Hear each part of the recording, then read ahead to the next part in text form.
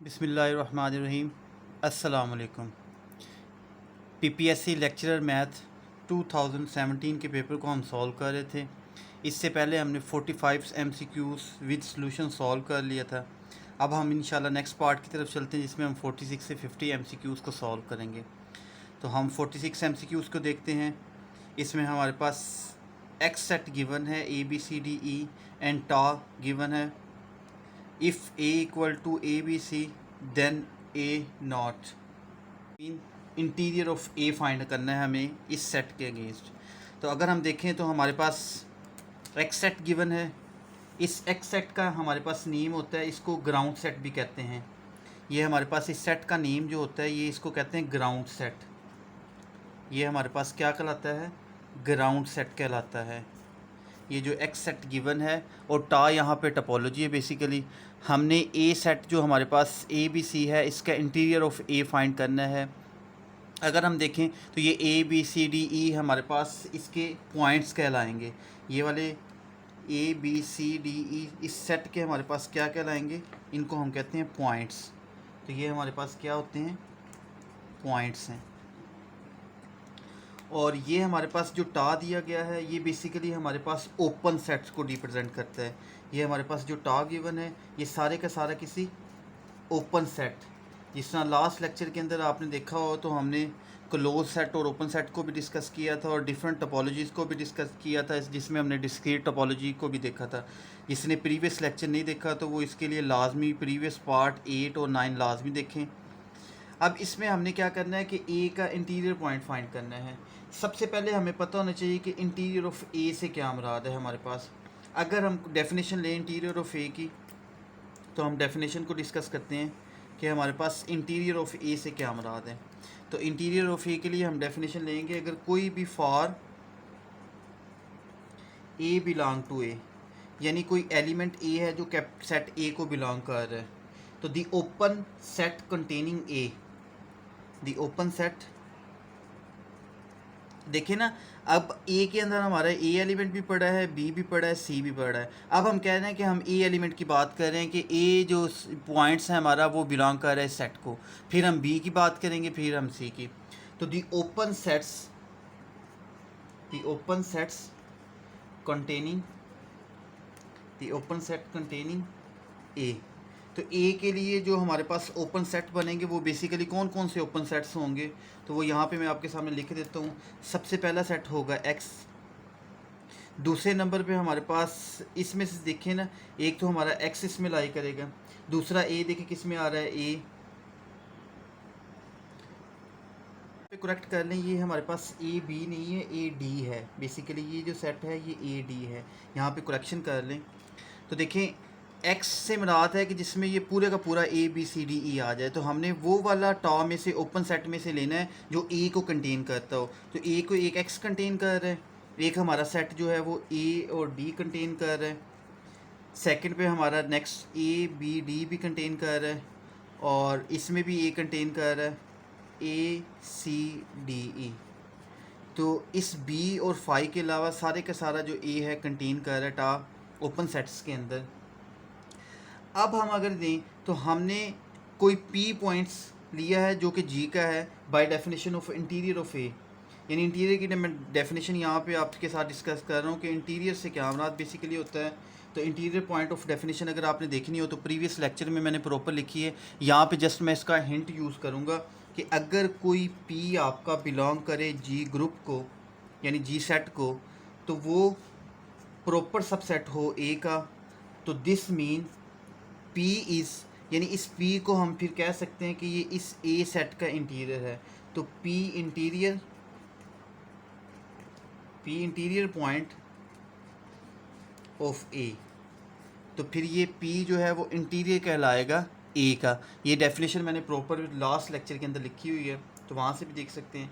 अगर हम देखें तो हमारा ए बिलोंग टू ए कर रहा है, तो इसके अंदर जो ओपन सेट्स ये बन रहे हैं।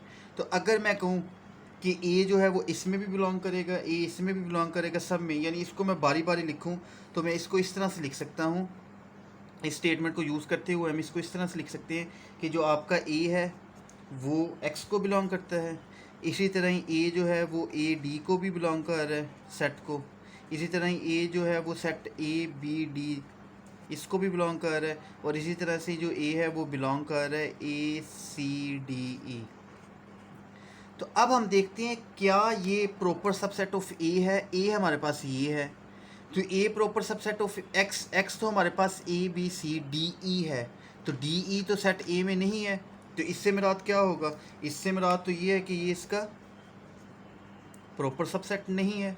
इसी तरह अगर इसमें देखें तो ए डी जो है वो ए बिलोंग कर रहा है ए डी को, और ए डी जो आपका है सेट ए में डी नहीं है, इससे मुराद ये है कि ये ए सेट में नहीं होगा।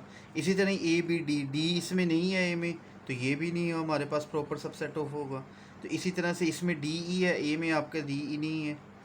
तो बाय डेफिनेशन अगर हम इंटीरियर पॉइंट की बात करें तो जो ए के लिहाज से हैं वो फिर हमारे पास सेट जो है वो इंटीरियर नहीं होगा, क्योंकि अगर इसके ऑप्शंस की तरफ जाएं तो ऑप्शन में हमने ए बी सी का बताना था, को ए के लिहाज से हमने चेक की है, तो बाय डेफिनेशन ये फुलफ़िल नहीं हो रहा। ये डेफिनेशन हमने फुलफ़िल करनी थी, यहाँ पे नहीं हुई ए के अगेंस्ट। अब यही काम हम बी के अगेंस्ट करते हैं।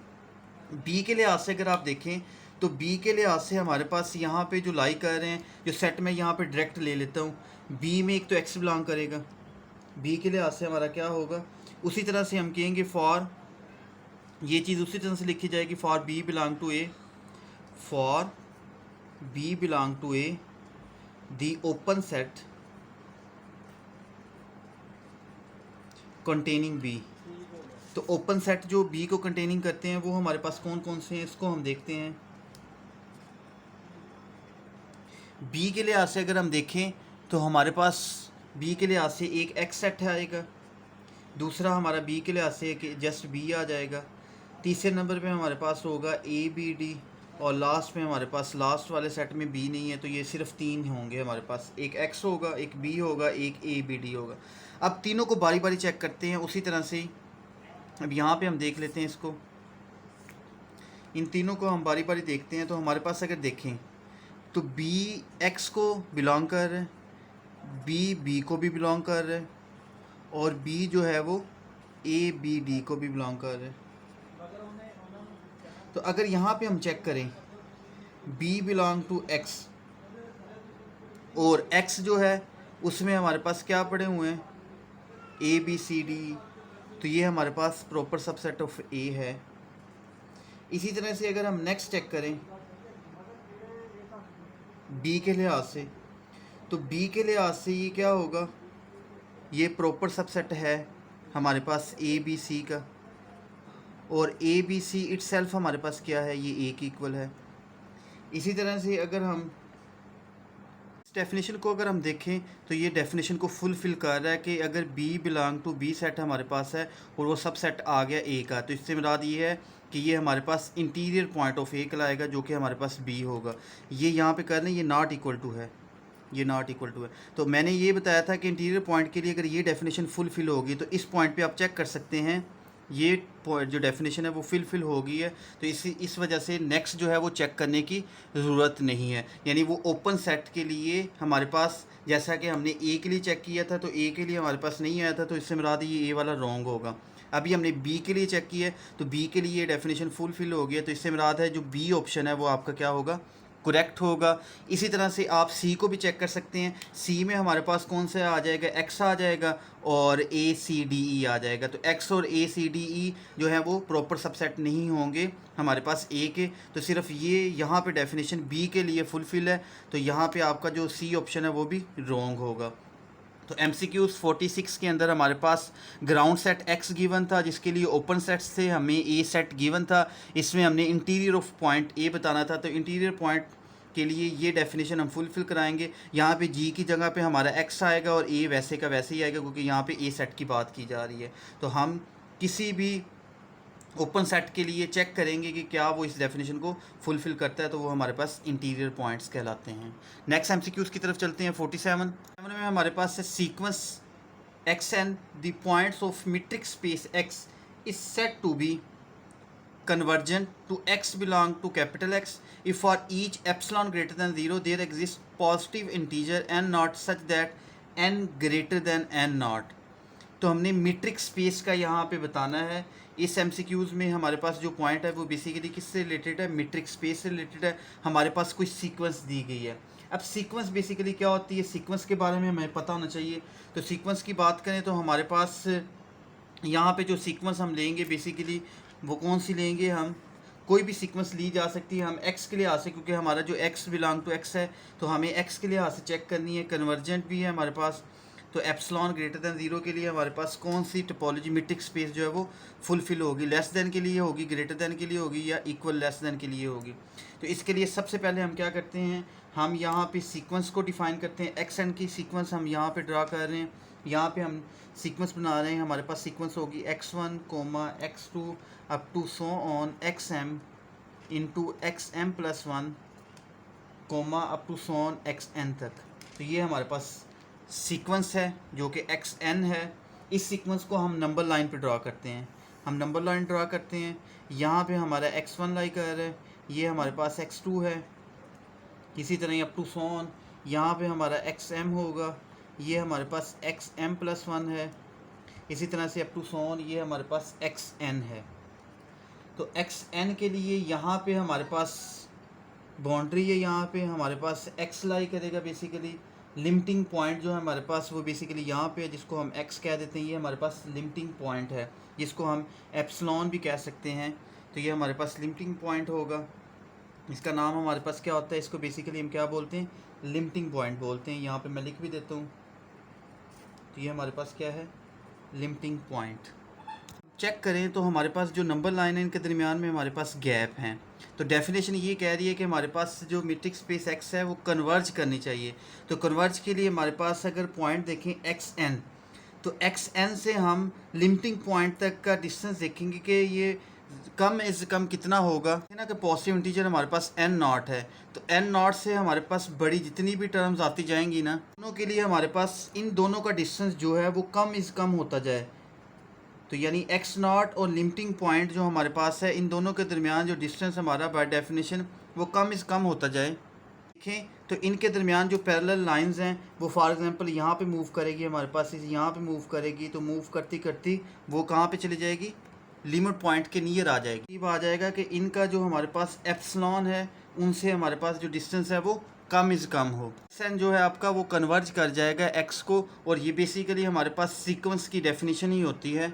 जो nth टर्म है और वो लिमिटिंग पॉइंट है वो लेस देन एप्सिलॉन हो, तो ये हमारे पास डेफिनेशन है। लेस देन के लिए अगर सी ऑप्शन देखें तो सी ऑप्शन हमारी ग्रेटर देन के लिए, तो ये यहाँ से हमारे पास क्या हो जाएगी, रॉन्ग हो जाएगी।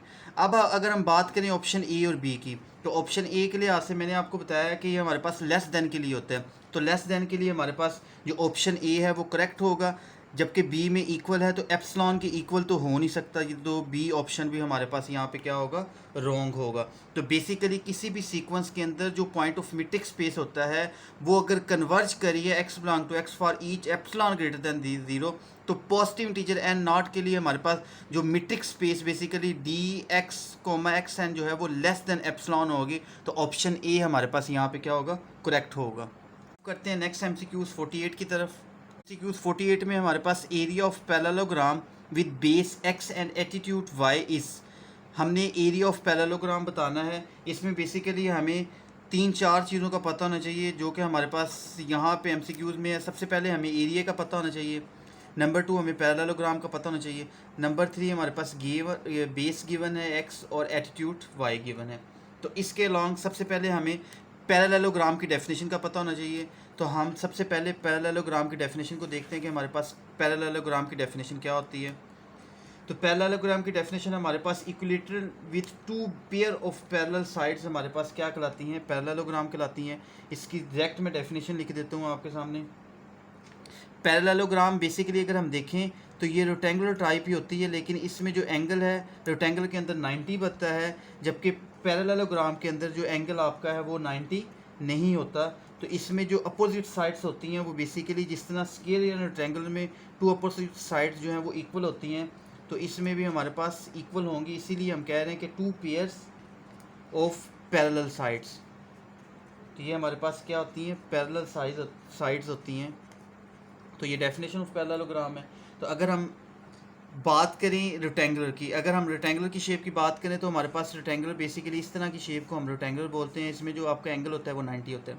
अगर इस रेक्टेंगुलर की बात करें तो इसमें यहाँ पे हमारे पास बेस होती है और ये हमारा एटीट्यूड होता है।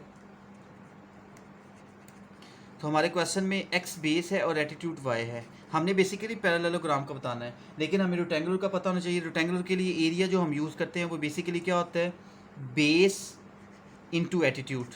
मतलब बेस या लेंथ, जो आप लेंथ और मल्टीप्लिकेशन कर दें विड्थ को, हम ये भी कहते हैं कि लेंथ मल्टीप्लाई बाई विड्थ या बेस मल्टीप्लाई बाई एटीट्यूड, ये एरिया ऑफ रेक्टेंगुलर है। जबकि हमने जो बेसिकली एरिया फाइंड करना है वो एरिया ऑफ पैरेललोग्राम फाइंड करना है। तो एरिया ऑफ पैरेललोग्राम के लिए अगर हम बात करें तो पैरेललोग्राम बेसिकली हमारे पास इस तरह की डायग्राम होगी।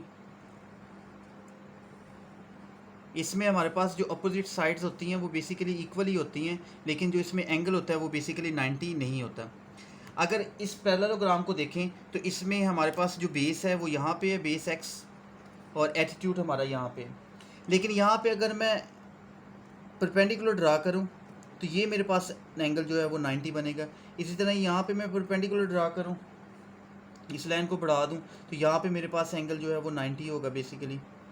तो ये मेरे पास एटीट्यूड था जो कि वाई था, और बेस मेरे पास क्या थी, एक्स थी। तो अब देखो पैरेललोग्राम से हमने रेक्टेंगुलर बना लिया, और रेक्टेंगुलर का फार्मूला हमें पता है उसी तरह से कि एरिया फाइंड करना है तो हम बेस और एटीट्यूड को मल्टीप्लाई कर देंगे। तो इसमें हमारे पास क्या आ जाएगा, A is equal to area is equal to X Y. तो अगर ऑप्शन की तरफ देखें तो हमारा सी ऑप्शन यहाँ पे करेक्ट होगा। तो सी ऑप्शन हमारे पास एक्स वाई है। तो एरिया ऑफ पैरेललोग्राम बेस और एटीट्यूड को हम मल्टीप्लाई कर देंगे तो हमारे पास एरिया आ जाएगा। ऑप्शन ए भी रॉन्ग है, ऑप्शन बी भी हमारे पास यहाँ पे क्या होगा, रॉन्ग होगा। तो इस तरह से हम area of parallelogram, basically area of parallelogram के लिए आप एरिया ऑफ रेक्टेंगुलर फाइंड कर लें तो वो भी पैरेललोग्राम के एरिया के इक्वल होता है, जैसा कि आप इस डायग्राम को, फिगर को देख सकते हैं। अब हम मूव करते हैं नेक्स्ट MCQ 49 की तरफ। अभी तक जिसने चैनल को सब्सक्राइब नहीं किया वो चैनल को सब्सक्राइब कर दें। अगर वीडियो पसंद आई है तो इसको लाइक करें। इंशाल्लाह नेक्स्ट हम 2011 और 2015 के पेपर भी स्टार्ट करें, और साथ में इंपॉर्टेंट टॉपिक, आपको पता है PPSC की जॉब जो है वो अनाउंस हो चुकी हैं, तो इसके लिए जो मोस्ट इंपॉर्टेंट टॉपिक होंगे वो भी इंशाल्लाह आपके साथ डिस्कस किए जाएंगे। जिस तरह मेजर सब्जेक्ट अगर लिया जाए, रियल एनालिसिस है हमारे पास, ग्रुप थ्योरी है, लीनियर अलजबरा है, डिफरेंशियल ज्योमेट्री, डिफरेंशियल इक्वेशंस हैं, कैलकुलस है, तो डिफरेंट हम मैथमेटिकल मेथड है, जिस तरह मैकेनिक्स है और वेक्टर है। तो सब टॉपिक्स को हम इंडिविजुअली तौर पे भी डिस्कस करेंगे। हमारे पास है 49 MCQs कि if the external angle of parallelogram is 120 then its adjacent angle is 60, 45, 90। अब अगर हम देखें, बात करें तो मैंने लास्ट लेक्चर्स के अंदर आपको एक्सटर्नल और इंटरनल एंगल का बताया हुआ है। अभी मैं आपको डेफिनेशन, क्योंकि हमें एक्सटर्नल एंगल का पता होना चाहिए, तो हम सबसे पहले एक्सटर्नल एंगल की डेफिनेशन को डिस्कस कर लेते हैं कि हमारे पास एक्सटर्नल एंगल से क्या मुराद है। तो डेफिनेशन देखते हैं हमारे पास एक्सटर्नल एंगल कौन से एंगल होते हैं। Basically angle between any side of shape and a line. हम डेफिनेशन डिस्कस कर लेते हैं एक्सटर्नल एंगल। ये डेफिनेशन मैं डायरेक्ट लिखता हूँ आपको समझाने के लिए कि आपको MCQs की समझ आ जाए। तो ये प्रॉपर डेफिनेशन नहीं होती, ये बस डायरेक्ट लिखी जाती हैं जी आपको MCQ समझ आ जाए कि angle between any side of shape, किसी भी शेप, या हमारे पास लाइन भी होती हैं, एंड लाइन, एक्सटेंड या एक्सटेंडेड फ्रॉम नेक्स्ट साइड, यानी हमारे पास एक साइड से नेक्स्ट साइड पे जब एक्सटेंड किया जाता है तो उसके अंदर जो एंगल बनता है शेप या लाइन के दरमियान में, उसको हम एक्सटर्नल एंगल कहते हैं। एक हमारे पास इंटरनल एंगल होता है जिसको हम एडजेसेंट एंगल भी बोलते हैं। एडजेसेंट एंगल में हमारे पास बेसिकली कौन सा एंगल होता है, इंटरनल एंगल को ही कहते हैं एडजेसेंट एंगल। नेक्स्ट डेफिनेशन, हम एडजेसेंट एंगल की डेफिनेशन है जिसको हम क्या बोलते हैं, इंटरनल एंगल भी बोलते हैं। मोस्टली बुक्स के अंदर इसको इंटरनल एंगल का नाम भी दिया गया है। तो इंटरनल एंगल या एडजेसेंट एंगल कौन से एंगल होते हैं, हमारे पास common side plus common vertex. तो इसको डायरेक्ट अगर मैं बात करूं तो हमारे पास कौन से होते हैं यहाँ पे एडजेसेंट एंगल, जिसमें हमारे पास क्या हो, कॉमन साइड हो प्लस कॉमन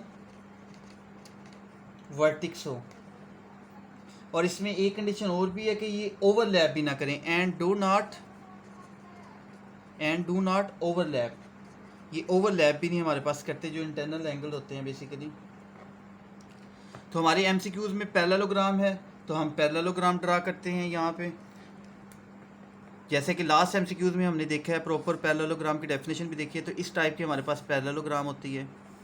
तो पैरेललोग्राम में उसने कहा कि एक्सटर्नल एंगल जो आपका 120 है, तो इसको अगर मैं बढ़ा दूं तो वो इस एंगल की बात कर रहा है कि ये वाला जो एंगल है आपका वो कौन सा है, ये 120 है। तो हमने एडजेसेंट या इंटरनल एंगल ये बताना है, इसको मैं नाम दे देता हूँ एक्स का। ये एक्स हमने बताना है कि क्या होगा इस पैरेललोग्राम के अंदर। तो अगर हम बात करें तो यहाँ पे हमारा जो पॉइंट है वो बेसिकली यहाँ पे लाई कर रहा है, ये पॉइंट हमारा लाई कर रहा है। तो इस पॉइंट के अगेंस्ट हमने बताना है कि हमारे पास एक्सटर्नल एंगल जो है वो 120 है, तो इंटरनल एंगल क्या होगा। इसके लिए हम एक रूल जो है वो अप्लाई करते हैं, जिसमें हमें पता है कि जिस तरह रेक्टेंगुलर है या स्क्वायर में हमें पता है कि उसके जो 4 एंगल होते हैं उनको सम करें तो 360 बनता है। इसी तरह ट्राइंगल्स के जो एंगल का सम होता है वो हमारे पास 180 होता है। जबकि जब इंटरनल एक्सटर्नल एंगल की बात आती है तो इस तरह के एंगल्स का जो सम है वो बेसिकली हमारे पास 180 के इक्वल होता है। तो अगर इन दोनों की मैं बात करूँ तो यहाँ पर हमारे पास क्या होगा कि इंटरनल एक्सटर्नल एंगल डायरेक्ट इसको भी हम कर सकते हैं कि external angle plus internal angle equal to 180 degree. तो यहाँ से अगर हम एक्स की वैल्यू निकालें तो 120 प्लस का इस तरफ आके क्या हो जाएगा, माइनस हो जाएगा। तो ये हमारे पास क्या आ जाएगा, 60 डिग्री आ जाएगा। तो हमारे पास एडजेसेंट एंगल या इंटरनल एंगल क्या आएगा, 60 डिग्री। तो अगर ऑप्शन की बात करें तो ऑप्शन ए हमारे पास क्या होगा, करेक्ट होगा। जबकि बी भी नहीं होगा, हमारे पास सी भी नहीं होगा। तो किसी भी एक्सटर्नल एंगल पैरेललोग्राम अगर 120 हो तो उसका इंटरनल एंगल जो हमारे पास वो क्या होगा, 60 होगा। तो ये हमारे पास 49 MCQs था। अब हम मूव करते हैं 50 MCQs की तरफ। इसने चैनल को सब्सक्राइब नहीं किया तो वो प्लीज़ चैनल को सब्सक्राइब कर दें, और नेक्स्ट वीडियो इंशाल्लाह आपको जल्दी प्रोवाइड की जाएंगी। तो 50 MCQs हमारे पास है कि for the standard linear equation AX + B = 0। तो सबसे पहले हमें लीनियर इक्वेशंस का पता, 50 MCQs को हम सॉल्व कर रहे थे। तो इसमें हमारे पास standard linear equation AX + B = 0 है। तो लीनियर इक्वेशन कौन सी होती है, ऐसी इक्वेशन जिसकी जो डिग्री है वो 1 हो। फर्स्ट डिग्री इक्वेशन हमारे पास लीनियर इक्वेशन होती है। ये हमारे पास AX + B = 0 जो उसने स्टैंडर्ड लीनियर इक्वेशन गिवन थी MCQs में, वो मैंने लिखी है। यहाँ पे कंडीशन है कि A B जो हमारे पास लीनियर इक्वेशन के अंदर होते हैं वो कांस्टेंट होते हैं, जबकि X हमारा क्या होता है, वो वेरिएबल होता है। तो A B के लिए कंडीशन होती है कि A इज़ पॉजिटिव इंटीजर, जबकि B हमारे पास इंटीजर होता है। अब पॉजिटिव इंटीजर और इंटीजर में क्या फ़र्क है कि जब पॉजिटिव इंटीजर की बात आती है तो उसमें कंडीशन होगी कि वो ज़ीरो नहीं हो सकता, यानी A ≠ 0, यानी ज़ीरो से जो ए के लिए कंडीशन पॉजिटिव इंटीजर की है तो इसमें ए जो है वो ≠ 0 होगा। तो ए ≠ 0 के लिए अगर हम ऑप्शंस को देखें तो बी ऑप्शन यहाँ से रॉन्ग हो जाएगा, क्योंकि यहाँ पे बी ऑप्शन में उसने कहा कि ए = 0। तो ये इस कंडीशन के तहत ये वाला ऑप्शन जो है वो रॉन्ग हो जाएगा। अगर आप देखें अगर यहाँ पे ए ही 0 हो जाएगा तो ये इक्वेशन यहाँ से ख़त्म हो जाएगी। तो बी = 0 की ये इक्वेशन लीनियर ही नहीं रहेगी, क्योंकि लीनियरिटी जो है वो एक्स में है, क्योंकि एक्स की जो पावर है, जो डिग्री है, जो एक्सपोनेंट है वो 1 है। तो इस वजह से ये हमारे पास लीनियर इक्वेशन थी। तो यहाँ से अगर ए ही 0 हो गया तो ये कंडीशन ही ख़त्म हो जाएगी, यानी एक्स ही ख़त्म हो जाएगा आपका वेरिएबल, तो ये कांस्टेंट रह जाएगा आपके पास। तो ये वाला ऑप्शन तो यहाँ से रॉन्ग होगा। अगर हम ऑप्शन ए की बात करें तो ऑप्शन ए हमारे पास करेक्ट होगा कि ए ≠ 0, बी 0 हो सकता है। अगर देखें ना, बी 0 भी हो जाए तो आप में ये कि जो इक्वेशन है वो फिर भी लीनियर रहेगी एक्स के अंदर। तो ये ए ऑप्शन हमारे पास क्या है, करेक्ट है। और इसी तरह से सी ऑप्शन भी हमारा रॉन्ग होगा कि both A and B and D भी हमारे पास। तो करेक्ट ऑप्शन हमारे पास कौन सा होगा कि ए ≠ 0 और बी = 0। अगर हम डायरेक्ट बात करें, देखें यहाँ पे अगर हम इस इक्वेशन को मान लेते हैं कि बी ≠ 0 के लिए अगर हम ए को 0 पुट करेंगे तो बी = 0 होगा। तो इसके लिए भी हमारे पास ये MCQ इस तरह से भी कर सकते हैं। तो ये हमारे पास इसका जो करेक्ट ऑप्शन है वो ए है कि ए ≠ 0 और बी = 0 के लिए लीनियर स्टैंडर्ड इक्वेशन की कंडीशन सेटिस्फाई करती हैं। तो अगर आपको वीडियो पसंद आई है तो वीडियो को लाइक करें, कमेंट लाजमी करें। कोई भी आपको पेपर PDF के फॉर्म में चाहिए हो, उसका सलूशन चाहिए हो, या आपको कोई भी टॉपिक से रिलेटेड अगर वीडियो चाहिए हो तो कमेंट में लाजमी कमेंट करें। अल्लाह हाफिज़।